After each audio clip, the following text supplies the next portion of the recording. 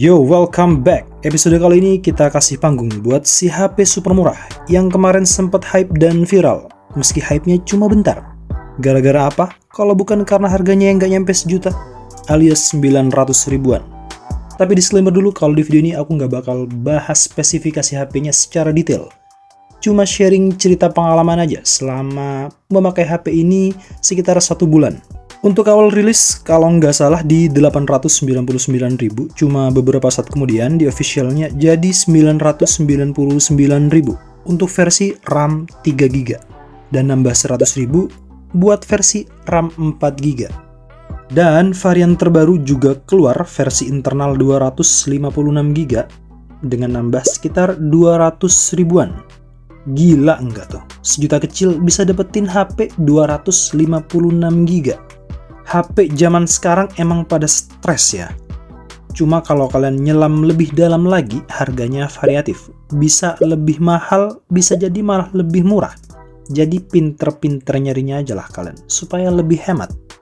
Kalau kalian terbiasa pakai HP sejutaan, terus nanya, "Bang, gimana rasanya pakai HP ratusan ribu?"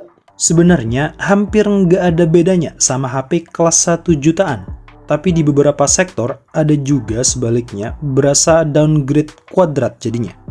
Yang tadinya udah pakai HP kentang sejutaan dan dengan segala keterbatasan dan kemampuan apa adanya, malah lebih terbatas lagi. Terus yang lu maksud hampir nggak ada bedanya itu apa? Maksudku secara material dan build quality, awalnya kupikir bakalan ringkih, lemes dan letoy. Tapi nyatanya enggak. Dia ini sama aja sama HP-HP sejutaan umumnya, baik di backdoor maupun frame atas, kanan, kiri, bawah. Solid lah pokoknya. By the way, body di bagian belakangnya ini lumayan asik. Mau tangan kalian sekotor dan sedekil apapun, nggak bakal ninggalin bekas sidik jari. Aman pol. Meski teksturnya ala-ala matte gitu, tapi ini agak licin. Beberapa kali sempet meleot dari tangan pas lagi enak-enak make. Kalau grip di tangan buat dipakai harian sih enak banget HP-nya. Soalnya nggak terlalu gede, ditambah bobotnya juga ringan. Berasa pegang HP mainan. Kalau mau dipakein case bawaannya juga oke, tampilan makin mirip HP buah. Tapi aku pribadi kurang nyaman, soalnya grip di tangan kurang mantap dan case-nya juga kurang presisi di beberapa bagian. Ngomongin fingerprint yang jadi satu sama tombol power, akurasinya mantep banget, jarang gagal pas unlock HP-nya. Cuma speednya aja yang agak lola. Beda cerita kalau yang dibahas desainnya, apalagi model kameranya yang ala Boba 3 yang akhir-akhir ini pada banyak pakai model beginian. Entah kenapa, biar apa gitu. Abis nongol satu, nongol yang kedua, nongol lagi yang lain. Pada begitu semua kameranya. Ya begitulah penampakan desain HP di range 1-2 jutaan untuk saat ini. Mau bilang bagus, mau bilang jelek, itu urusan selera masing-masing. Kalau ngebahas layar, terus ditanya, bagus atau enggak? Ya HP nggak nyampe sejuta pastinya pas-pasan lah, sebatas HD 720p. Itu spek di atas kertas. Kalau in real life-nya gimana?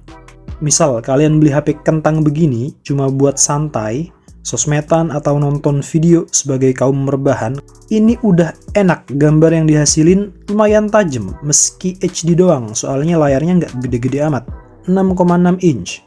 Biasanya kan HP zaman sekarang 6,7 ke atas tuh, segede bagong. Secara warna meski reproduksi nggak sebaik HP sejutaan, tapi masih bisa dibilang selevel lah, nggak jauh-jauh amat. Apalagi nggak niat untuk ngebandingin secara langsung. Ya sekedar make aja gitu, dijamin nggak bakal ada masalah.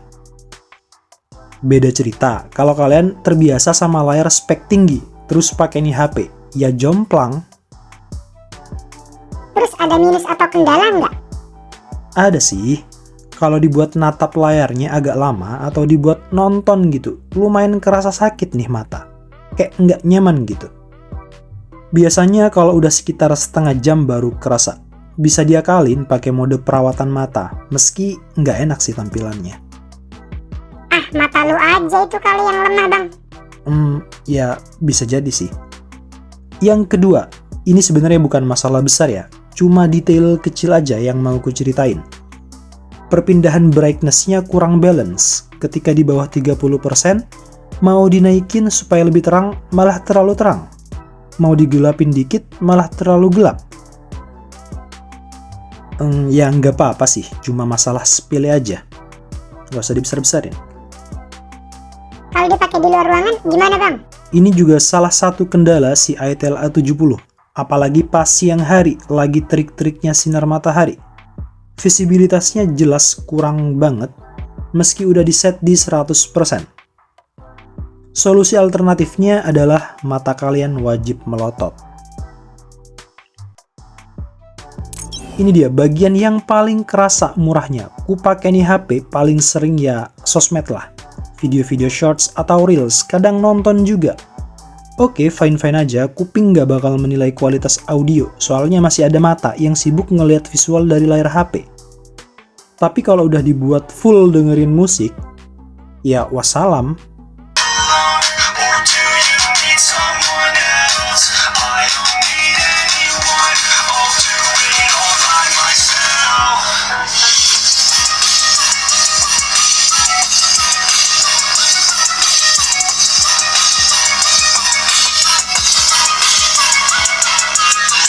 Tapi nggak apa-apa, HP-nya kan nggak nyampe sejuta.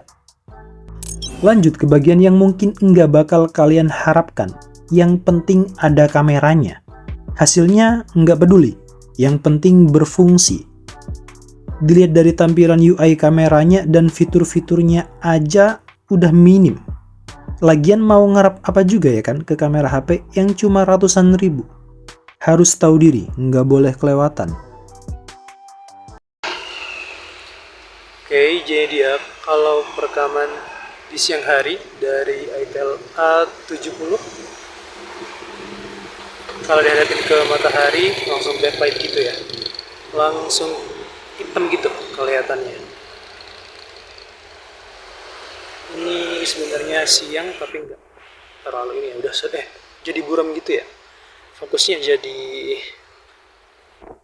apa harus di tap dulu ya ini ceritanya. Kalau misalnya nggak di tap, dia tetap masih buram seperti ini, tuh kelihatan buram banget. Coba kalau misalnya kita langsung tap, yap, harus di tap dulu. Nggak tahu kenapa bisa begitu. Soalnya dari kemarin-kemarin sih nyoba di videonya aman-aman aja. Apa barusan abis ngelihat dari langit-langit ya? Dari langit, terus tiba-tiba pindah ke objek yang gelap, jadinya hilang fokusnya. Ini di 1080 30 fps, udah mentok gitu aja. Tapi berhubung ini HP nggak nyampe sejuta, jadi itu udah hebat banget lah ya, bisa 1080.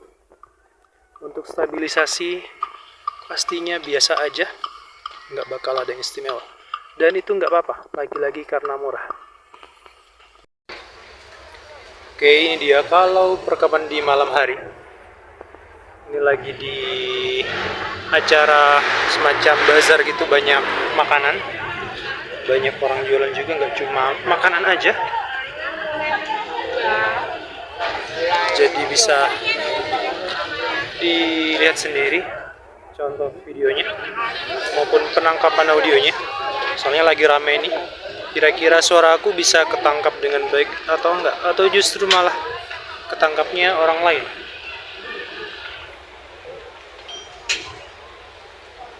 Cuma jalan-jalan aja kayaknya ini, nggak beli-beli. CLBK cuma lihat, beli kagak.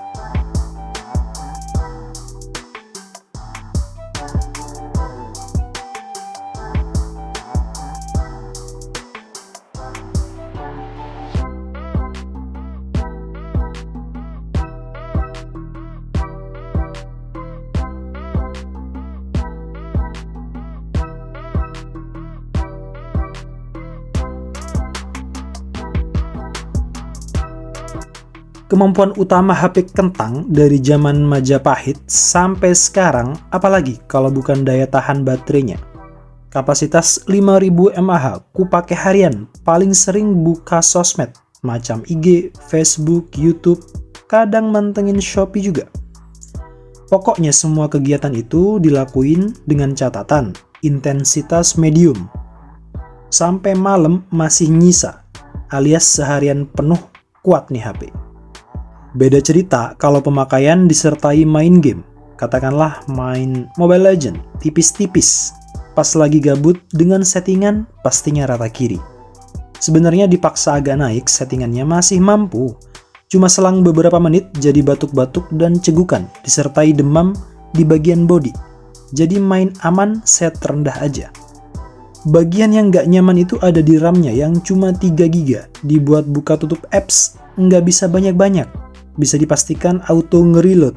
Jadi kalau kalian fix mau beli HP ini, ambil versi RAM 4 aja. Charging speednya gimana? Dengan charger 10 watt, biasanya aku cas dari 30 sampai 100%, itu sekitar 2 jam lebih dikit. Nggak terlalu lama lah, asal sabar aja. Oke, itu aja cerita pengalamanku pakai itel A70.